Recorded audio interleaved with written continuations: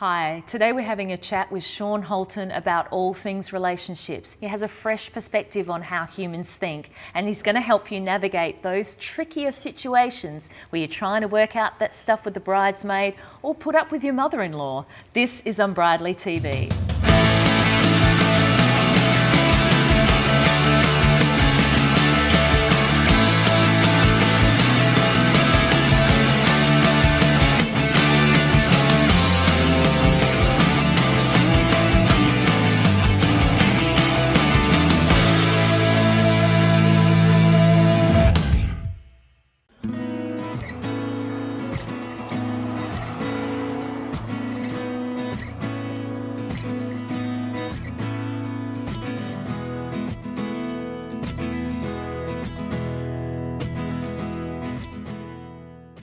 Shaun, yes. As well as being immensely talented and editing all of these wonderful videos, you do counselling. I do. And you chat with people every day about their feelings Yes. and how to manage through certain situations that aren't ideal. And so I want to ask you, at a time when families and friends are meant to be enjoying each other's company, they're planning for a happy celebration of relationships, they're meant to be anticipating the future of two people in love, why do so many people lose their with weddings? Ooh, well, I think you answered most of the question just in the question there. I mean, there's so many pieces moving around there. We're dealing with union, we're dealing with relationship, we're dealing with traditions. We're dealing with a lot of people's expectations as well. Yeah. Putting on a wedding is like a top tier entertainment event. So high stakes. High stakes and just it's an endless negotiation. It's not a lot of people's strong suits. There's so much tradition that goes in with that as well. How much of that tradition do we need? Different generations, mum and dad or the grandparents and stuff, they've got their ideas of what a wedding is meant to be. We have our own idea. Yes. The generations change, expectations change. A lot of money is changing hands as well, you know, self-funded. Sometimes we're getting the money from relatives. Yes. So I wanted to touch on that because some couples fund their weddings entirely themselves, but it's still not unusual for parents to chip in a little bit of money. And so there's those extra expectations, as in, I'm giving you a little, you know, a few thousand here, darling. Can we please invite Auntie Jackie? Well, I haven't spoken to Auntie Jackie in 10 years, Mum. Do you really want her there? How would you suggest that couples get around those issues? Do we really want to pay for the last time we're going to see somebody that we don't have a relationship with? Sometimes it's worth paying those people. I never want to see you again, and here's your dinner. Well, is that a way around it, or is that a cop-out? That's where it sort of comes into value. I won't notice if they're not there, but perhaps another person in my family that I care about will. How important is it to me for mum or dad to have that person there? But is that bad? I mean, because then the squeaky wheel gets the most grease. Just because they make life difficult, then you pay for it, you do it. How is this going to play out? You know, based off of the people that we're talking about, what do we know of them? How reasonable from past experiences can we expect them to be? I guess the real question is, what am I going to get away with? If I am succumbing to these expectations and needs, desires, planning ideas and concepts of other people, when does that stop? How long do you go being a people-pleasing person? There's a graceful way to get what you want through negotiation and honesty. Tell us. But you got to have the guts to have that conversation, you know? So you can ultimately have whatever you want as long as you're willing to pay the price that it costs to get it. Sometimes the price of what I want is mum or dad being annoyed that such and such nephew or niece didn't appear at this wedding. A lot of people have been imagining this event, you know, so we have our own expectations of what it's going to be like when I get married, what kind of a wedding am I going to have, who's going to be there, what's it going to look like.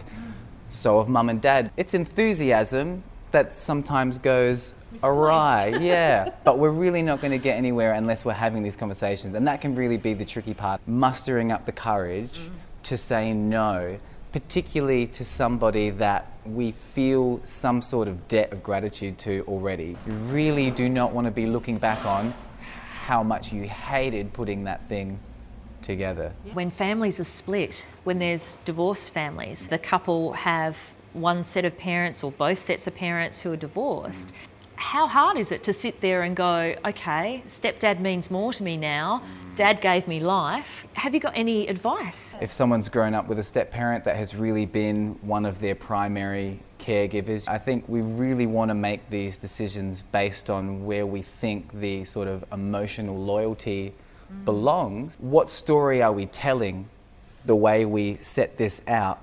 And is that something that the people that I am considering are also considering themselves, that they worried about how they're going to be perceived? Bridesmaids, I want to talk to you about bridesmaids. You decide you want 6 bridesmaids.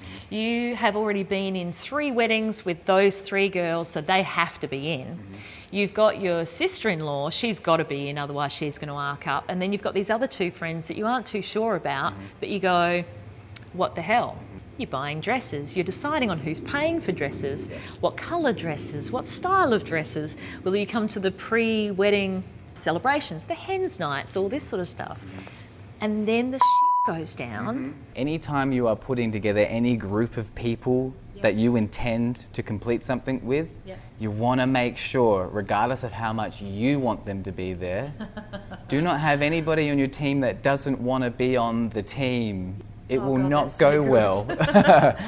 When things get real, the people by your side, you really want them to want to be there, because then they will want to help you. Someone's behaviour will tell you whether they want to be there or not, even if the reasons for them feeling whatever they're feeling are legitimate.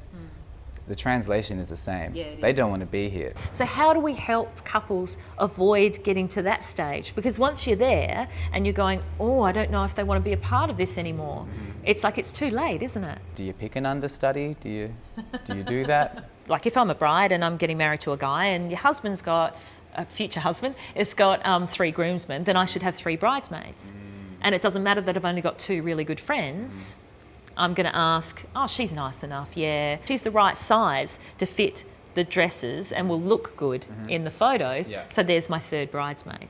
Commonly, like, is the tack-on bridal party member, are they trouble? Strangely, it's usually the person who you're closer to. And believe it or not, the trouble won't come from the 3rd bridesmaid, it'll come from the maid of honour. If it's not that they don't want to be in the bridal party, and it's not that, like, this should be my wedding and I can't believe you're getting married before I am, or any of that stuff, if it's not that, then it could be that we're dealing with somebody that really thought that they were going to not have more say, but maybe have more involvement. People don't really know what their role is until they find out that it's less than they thought it was going to be, or a lot more. They're either disappointed or just, oh my God, now I can't wait for this wedding to be over because I will never see the bride and groom again after this. Unfortunately, the people planning a wedding have a lot of things they need to tell people to do, otherwise they run the risk of imploding on themselves trying to do it all themselves. And why do it yourself if you have people that care about Everyone's you? saying delegate, delegate, delegate. Exactly, but that's one of the hardest things.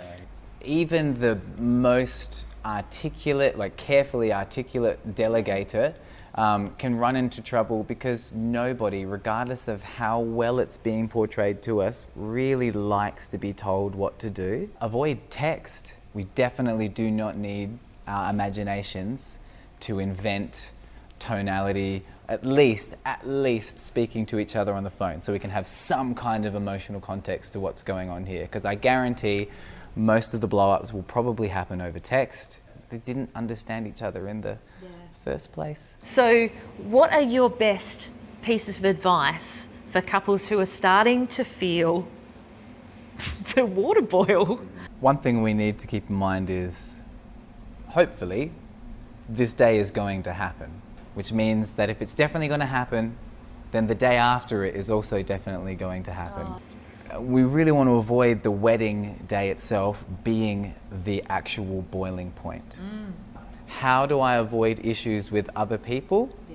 We can't always do that. The sooner we figure out what our challenges are, the sooner we can actually get to work on negotiating with each other and trying to do something about them. In terms of negotiation, probably one of the best ways to do this, instead of responding to how what they said is wrong, let's make sure that we actually understand what they said. We think we're doing a really great job of saying what we want to say, And sometimes when we hear it come back from somebody else, even in our own words, doesn't sound, that's not what I said, but that is exactly what you said. So it doesn't just give you an opportunity to honour the person you're negotiating with, it also gives the person you're negotiating with the opportunity to actually hear how they are coming across as well. So it's a reflection back. What it does do is it takes the heat off. We've immediately gone from being two different people that have different points of view to being two people actually working on something that's a totally different objective, because we're not trying to win anymore. Is there anything that you really wanted to say, Shaun? It's meant to be a celebration. It's meant to be the starting, I mean, you sort of said, it's like a rebirth, it's this starting point. We want to start that as best as we can. It's about you and this other person that you're starting your life with, making this promise to each other, but also saying to the world, this is who we are now, this is what we are now. We were and we will continue to be our own people, but we're now saying that from this point on, we're going to do things our way. What better way to make that point than doing your wedding your way? Yeah. Boom. Awesome. Thanks. Can we do a cheers? If for the sound, if for nothing else.